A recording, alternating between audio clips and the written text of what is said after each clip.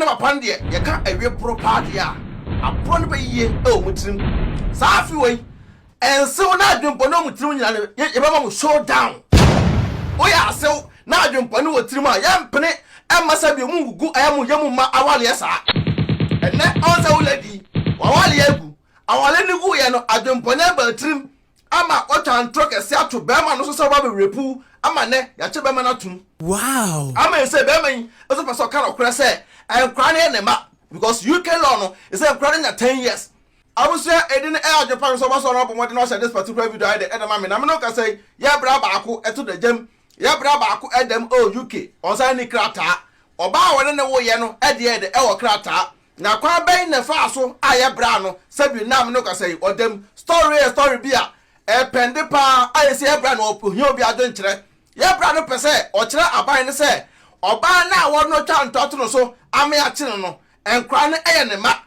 na manfo so ka se obama ne de afre ne nto ne ma no enya sa o ka no kra wa hwe ya ne agye nkra ne krata no ya sa agye oba ne krata no nipa na ordinance akose ase nso no wa hwe ne nipa na ne ho ayde ne ho akire no e the full story no ebro na ase the full story bebro no edin Agripa no what I say YouTube channel Beki TV I was not subscribe Beki TV I the my so the video we ever drop bia no so sabe de so sabeka announcement enterprise ebe yo POP I the edamount come pa what I say Destiny Roofing and Steel Trusses about that so I the edamount 30 years warranty I now tap send age medie ku a opo send this car efra mono ne etko Ghana tap and American for the amount first time you app here a promo code Agripa ne no obogo bonya discount come data cement kotobi na fa sudan ai now dan enya hoden abusia story na story bia ano edene na minim say bia na wo bia to pen se bi nto pen kra na ebe na bi nam kwam ai ba be de ba beto ma no a da bia mo sole a mo chusu sabi mo ma me no mbapa eja mema na mo no mote no a mo timi tra se kase obitimi tra kase be man de se onye obusuani na se be man oba no onye obusuan say the same thing applies to ma no wapa say no ma me so no wapa nya busuan ntesi da say wo so de uchusu wa no wapa over be ma no tie ye nua brante ba ako efro my Ghana mu abedru UK ena ye nua wa ako so no na ne ma me ene ne papa ati Belgium Belgium for to go UK so no mo say ho pa o ye kana kura mo say mo take over too much omo to free Belgium ko UK no mo kwa say papa ne de UK yeso we bros ne papa na ye ba cho atum ma me no to pro pa akwonsa fo mi no mo hye o ma wale ye ene om don de se tantantan na enfie no mo di o UK hono omba ba na e ba ye no oni krata teni e pa o ena gen ko hia eye nua brante se ya kina odamu yi ena nyame adom ena omo fa ye funu nyi se pie mu no ena ko ba se sia obema ni krata oba nso ni krata sa de ye mpe obi na nipa nya de ensan ema oba no tie e ma na mema ni bi ya mpapa na mo de bone etu omo ka no wei ene enua brante no do bi krata na ye adwuma na ba bia me blemu enua no se wotimi do bi krata ye adwuma ama ne wona yesi ano sabi wotu edegye mu no e mani bo na no mote na adwembo no mutirimu a ya mu hu ntamana wei ene se ya brai airport don kire to ba so no wa share no wa drop comment se ya bra no idea na ese wo pe no wo aka obeya na wa wonye ene ya brai omunya obi se nkwa so eye ntafo na ntafo no nipa no ekọ charge wo mu almost 15,000 pounds so ati ase enti wei na mkeka ya na ese nipa ne de etie so ya de edema wo mu enam se besi 13,000 pounds ti 13,000 pounds no na abrante so do bi krata atima ya adwuma abuoska no aya 9,000 pounds eda ho aya 9,000 ema nipa no na nipa no start ye na nipa de nsa ko hye sabi onyin se na se na sabi oba no wie na ye de krata no ma no ena oba no e de 4,000 e support ye tie ni epa o oba de 4,000 pounds e support ye na se be me 9,000 na se be me ska no ye de ewo mo we ni nyina no oba no papa ene ne maame enim ne ekobia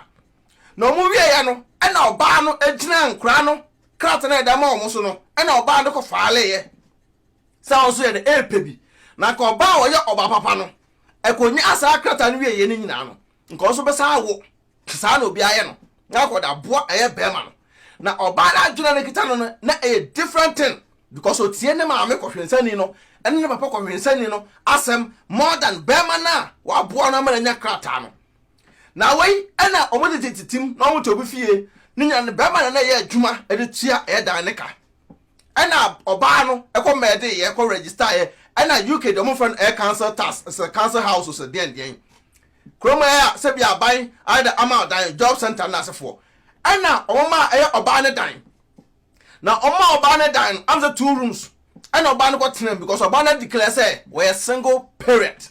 single mother ent no oni kun an nyagopon honkonkro ena ne nyem ye ena honkonkro ba san ma no ena wanya krata ena ese ya san ma ne dan ye ma ne dan no so no ehwo ne de oni be ma no ko tena mu na mkwara nkoko tena mu no ena oba no e ma amene ne papa e ka kire ne say kroma say de be ma no abatira wo na address na ha do be yen so be charge no na bo so why de wotua we na sister yi afra ye bread na ase no ka kire ne say bo so e bia no wotua e £400 na support me be ma no gitum bo so another man no wa say di dwa extra e de gufie omo tena afie o e de drum pempen so say oba ne maame ne papa start say omeba abevisit omo ye ba besra omo each and every weekend bia tienie pa na say oba ne maame ne papa de ye ka awie bro pa de a abro ne ba yie e omutirim sa afi wei enso na adwempo no omutirim nyina ye ba ma show down o ya sew na adwempo ne wotirim a ye mpene e masa bi mu gugu ayamu yemu ma awale ya sa enne on say uladi wawale ya gu awale ni gu ye no adwempo ne ba tirim ama otwan troke se ato be ma no so ba be repu ama ne ya che be ma na tum ama se be ma yi so person kan okra se enkra ne ne ma because UK law no is enkra ne 10 years the 10 years ne dey se be ma ne ko kan automatically be ma ne betu agina so nya krata but one way so a na nya gopo ama mu a ne eje enkra ne passport from mu se ma be bom nyina be ma so kan no tum so a ye de me kofie ti se switch na busia weekend bia no na oba ne maame ene ne papa afre be ma no say asew yesere ukwa kodi dwa Jack Daniels any whiskey ai papa ni bi no na penwan ya ano o hye ma pa yesere weekend de ye ba ho say weekend bia no oba no ene ne maame no ne papa no eba fie o ntomba be ma no kwa no onya asundwie be ma ne enya auto ti weekend bia ne de o ma adwene say o me waste be ma no sika a waste on say be time omo pese be man ko benya akono ene ombanada na oba jimifo de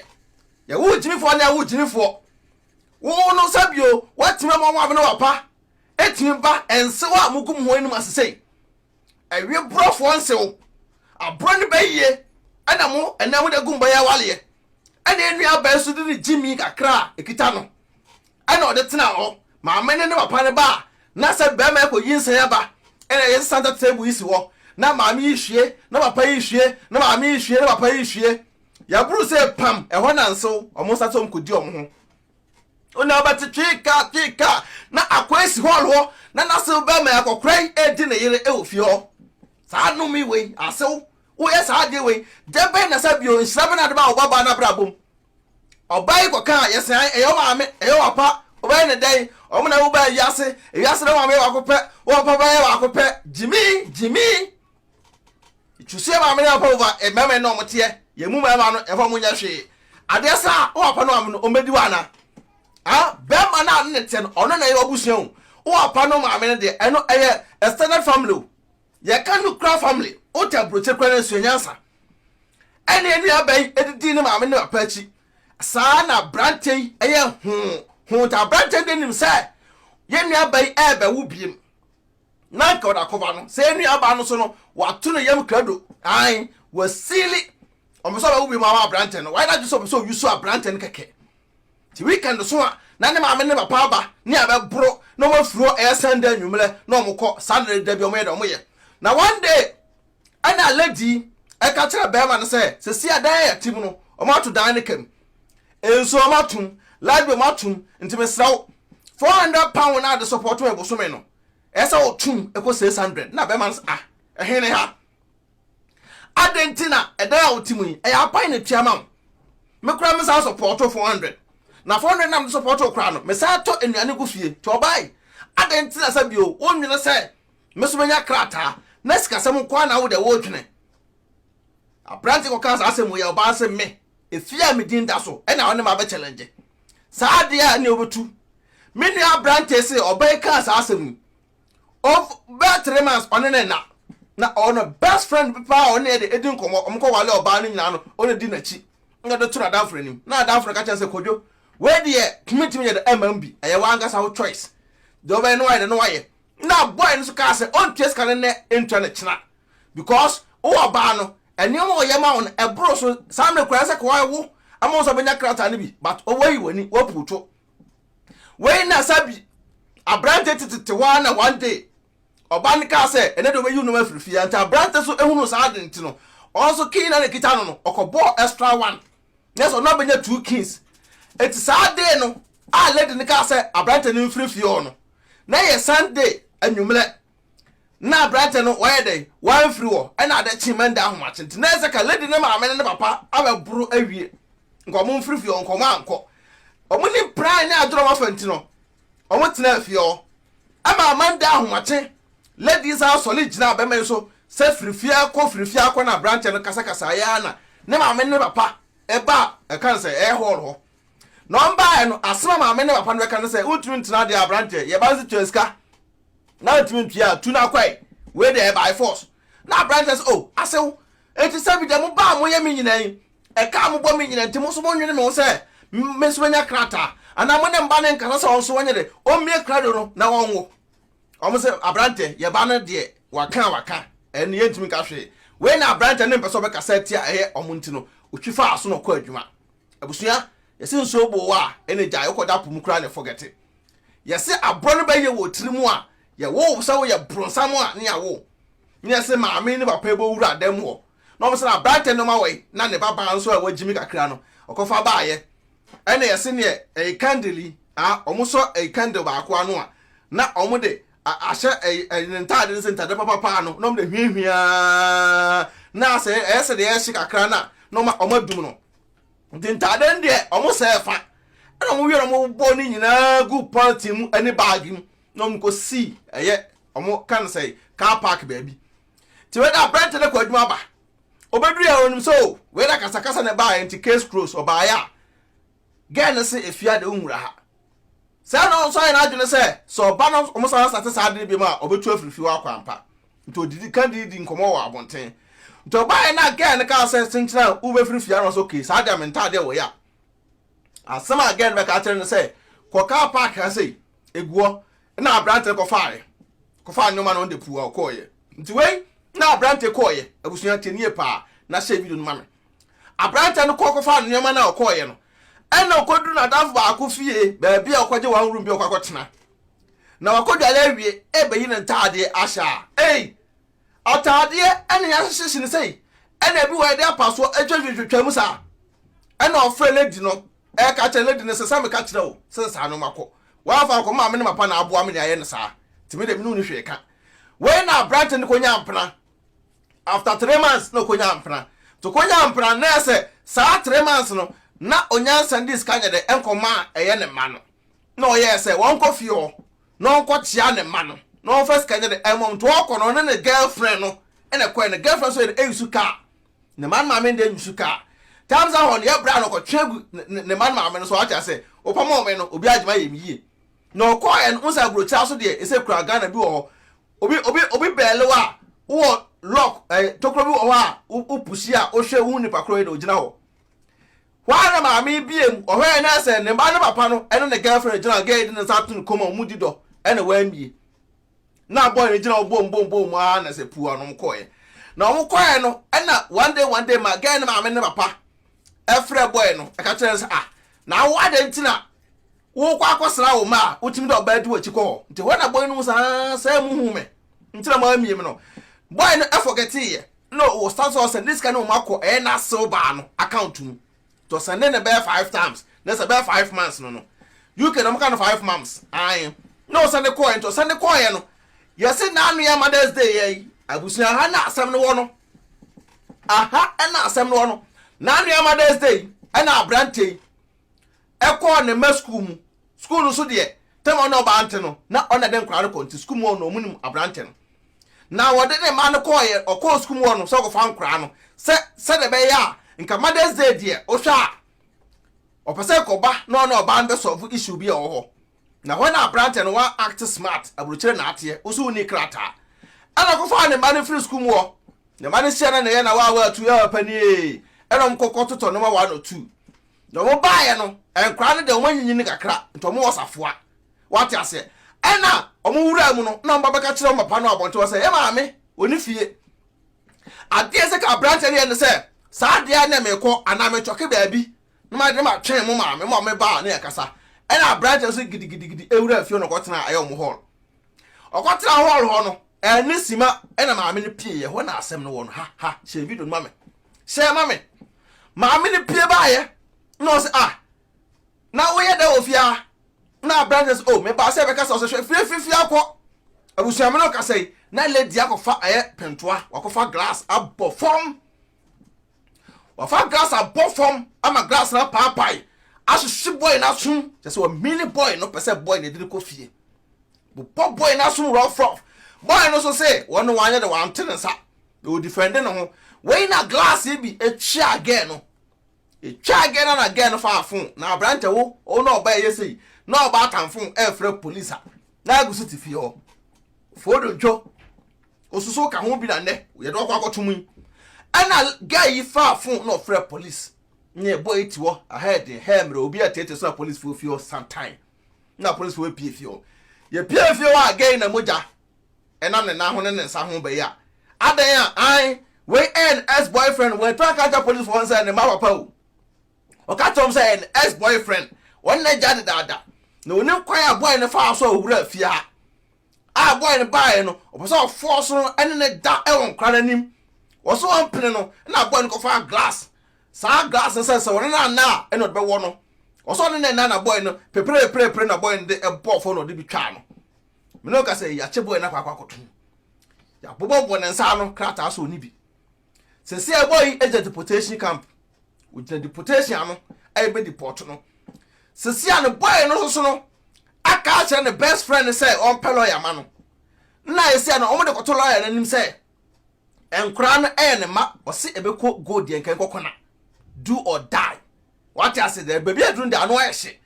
boy no aka che lawyer no say enkura no ne ma se o mo process da court girl no so no say is now say ono ever from wa from afi again unu say boy no epese o katre aban no say enkura ne ma no afi again ne ka cha man for say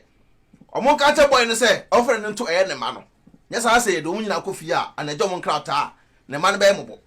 aha no ewa aha na boy ne epe obi idea no say ewa obe accept ame do akọ Ghana ana say obeka say enkura ne yoma na ebi otie ya ye gira so da ma nkrata oni boy na dia na ka be ye girl ne papa ne maame agu girl na wale ye den sanwie na girl to sue boy no girl to sue ne maame ne papa no over boy no se si an enkra na e committee di adanse no girl no so edi hu ato nkra no so child abuse edi hu ato nkra no so se munim na mukoka e kire eye aban ne se eye me na mkofa glass ne ba ha e do bo fom ema se mi pra na mi twa nto ato mbapa so a ene me ne mo pa de yede e se hu da nkra no so boy no so se ma me no empa no asem a won ka no kre enkire eye aban ne se enyo no pra no because say boy no kwa ka tra aban se nkra ne ono no ma ye be gina sa rape no so ejina pra no so e de sanction ato boy ne nkrata so a wo ho a e be chepa so nya krata se boy ne se guy no mo ka tra aban no kre ewom se enyo no e no ba fi so ba rape no na idea no de ba fi no ne nkwa na wura fi o wa mu ne punani e na biem nso no wa mpra no ono na ko fa glass na ba e guy so mpeso ba jatum se akwa twuma mentwe se de ekọ no boy no e se on ka no kre se nkwa ne ma ana se onyai ujaya ediri ko fie o kan so a wa hwe do mu nyina be ko fie ti wa ka ba edai ya to mamo kire wadwen na ye hunu na Abrokyirɛ amanfo ebre Abrokyirɛ obi boawo na ono te na unya krataa nka de oso be ne say ka so aboa na mo so nya krataa enso man bebre